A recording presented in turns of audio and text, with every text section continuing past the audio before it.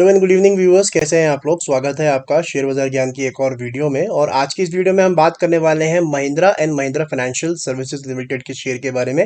MNM finance 255.15 लगभग 0.85% नीचे, ₹2 की ही कमजोरी है। लेकिन चार्ट्स के ऊपर में कुछ डेवलप हुआ है आज के सेशन के अंदर में, थोड़ी कमजोरी शायद यहाँ से थोड़ी बढ़ सकती है।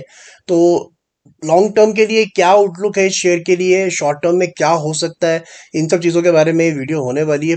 Pure and pure technical basis के ऊपर में ही बात होने वाली है। कोई न्यूज़ इसके अंदर मैं ज़्यादा शेयर नहीं करने वाला हूँ। It is going to be more on a chart discussion. तो अगर आप लोग चैनल पे नए हो तो आप चैनल को प्लीज़ सब्सक्राइब कीजिए, ताकि रोज़ आने वाली वीडियोस आपको लगातार मिलते हैं। तो सीधा चलता हूँ आपको लेके मैं चार्ट्स के ऊपर में, बात करते हैं क्या हो रहा है इसके अंदर में। तो देखिए, आज का सेशन जो है वो इतना इंपॉर्टेंट नहीं है, लेकिन जो लास्ट सेशन था ना इसका, ये वाला जो जिसके अंदर में इसने रेड कैंडल बनाया है एमएनएम फाइनेंस का, ये डेली चार्ट है एमएनएम फाइनेंस का। एक कैंडल एक दिन को रिप्रेजेंट करती है। तो क्या खास है इसके अंदर में, तो देखिए, अगर आप इसका चार्ट सेटअप देखोगे since the end of March, 27 मार्च और 28 मार्च का अगर आप कैंडल देखोगे, यहाँ से ये पूरा का पूरा जो है टेबल टर्न अराउंड हुआ है, जो 220 रुपए से ऊपर जाना शुरू हुआ था।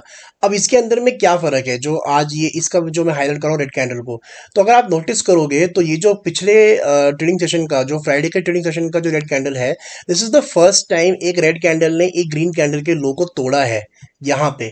सो this is the first time this is happened since the end of March. ये जो रेड कैंडल है इसका अगर आप जो क्लोजिंग देखोगे, पिछले ग्रीन कैंडल के लो के नीचे है। So this is basically a break down on the daily charts. और ये पहली बार हुआ है since this whole rally began. बीच में जितनी भी रेड कैंडल्स बनी है, ऐसे एक यहाँ बनी थी, फिर एक यहाँ बनी थी, दो ही बनी थी, लेकिन दोनों की दोनों ने अपने पिछले ग्रीन कैंडल के लोज को नहीं निकाला है, क्लोजिंग नहीं दिया उसके नीचे। सो this is the first time this has happened. And मुझे लगता है कि यहाँ से थोड़ी सी कमजोरी एमएनएम फाइनेंस में बन सकती है। क्यों? बिकॉज देखिए, इसके अंदर में जो जब भी ये ऐसी क्लोजिंग होती है जहां पे एक रेड कैंडल ग्रीन कैंडल को तोड़ता है नीचे की तरफ में, वहां से हमेशा ही कमजोरी बढ़ती है। एक बेयर सिग्नल होता है वो। आप देख सकते हो कि सिमिलर पैटर्न आपको पहले भी देखने को मिला होगा, बहुत बार हर चार्ट पे देखने को मिलेगा आपको ये सिग्नल। तो अब मेन बात ये आ जाती है कि कहां तक गिरेगा। तो देखिए, एमएनएम फाइनेंस का जो चार्ट है ना वो बहुत सॉलिड है। सॉलिड का मतलब ये है कि बहुत समय बाद जो है ये चलना शुरू हुआ है, और मुझे लगता नहीं है कि बहुत बड़ी गिरावट इसके अंदर में आएगी।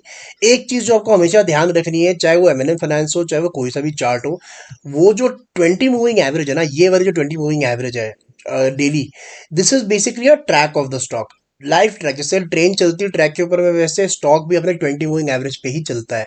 बोलने का मतलब इतना सा है कि अगर 20 मूविंग एवरेज जो है अपने स्टॉक से ऊपर है, तो कहीं ना कहीं स्टॉक उधर जाएगा। अगर 20 मूविंग एवरेज अपने स्टॉक के बहुत नीचे है, तो स्टॉक को घूम के अपने 20 मूविंग एवरेज पे आना ही पड़ेगा। और ये आपको हर बार दिखेगा, हर स्टॉक के अंदर में दिखेगा कि जब भी स्टॉक अपने 20 मूविंग एवरेज से दूर चला जाता है, उसको वापस अपने 20 मूविंग एवरेज पे आना ही पड़ेगा। तो यहाँ पे मुझे ये लगता है कि जो 20 मूविंग एवरेज का लेवल है, दैट इज अराउंड 243 244। तो ये 244 245 या 240 तक गिर सकता है शेयर। बहुत बड़ी गिरावट इसके अंदर में नहीं आएगी, लेकिन हाँ, आने वाले दिनों के अंदर में आपको ये यहाँ से लगभग 4-5% जो है टूटता हुआ नजर आ सकता है। अच्छी रैली दे चुका है, 220 से 260 40 रुपए की रैली दे चुका है एक महीने के अंदर में। That is almost 15-18%। जो मैं आपको बात बता रहा था वीडियो की स्टार्टिंग में, जो वीकली चार्ट्स है वो बहुत ही सॉलिड है।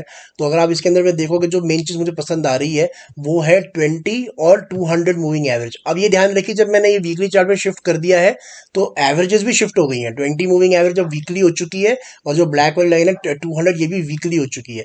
तो ये जो दोनों के बीच का गैप है, ये मुझे बहुत पसंद आ रहा है। और मैंने बहुत बार रीजन बताया है इसका, कि जब भी 20 और 200 मूविंग एवरेज के बीच का गैप कम होता है, that is basically an indication of a starting of a trend. जब भी कोई नया ट्रेंड बनेगा, आप देखोगे उसके अंदर में हमेशा गैप 20 और 200 का कम होता है। चाहे वो ट्रेंड नीचे का हो जैसे यहाँ पे, चाहे वो ट्रेंड ऊपर का हो जैसे यहाँ पे। सो आई थिंक इसके अंदर में लंबे समय के अंदर में कोई प्रॉब्लम नहीं है। और अगर कोई इन्वेस्टर इसके अंदर में बैठा हुआ है, जो एमएनएम फाइनेंस को लेके बैठा हुआ है, और उसको एक लेवल जानना है, तो मैं आपको ये बताऊंगा कि 215 लॉन्ग टर्म सपोर्ट की बात कर रहा हूँ मैं। लॉन्ग टर्म सपोर्ट में 215, जो कि यहाँ से 40 रुपए नीचे है, that is a rock bottom support, नहीं टूटने वाला। बहुत ही बढ़िया सपोर्ट है 215 220 के करीब। सो आप आराम से बैठ सकते हो। और अगर आपको by any chance MNM finance आज अभी या आगे 6 महीने में 210 215 के करीब मिलता है, तो आंख बनकर खरीदना चाहिए। बहुत ही बढ़िया कंपनी है, बहुत ही अच्छे नंबर्स पेश कर रहे हैं। इनके जो लोन डिस्बर्समेंट्स के नंबर्स हैं आप वो पढ़ लो, या फिर इनके जितने भी रिकवरी के जितने भी नंबर्स हैं आप वो पढ़ लो। लो, it is phenomenal. So it is a very good share in a very good trend. थोड़ी एक शॉर्ट टर्म कमजोरी के लिए लेकिन आपको रेडी होना चाहिए।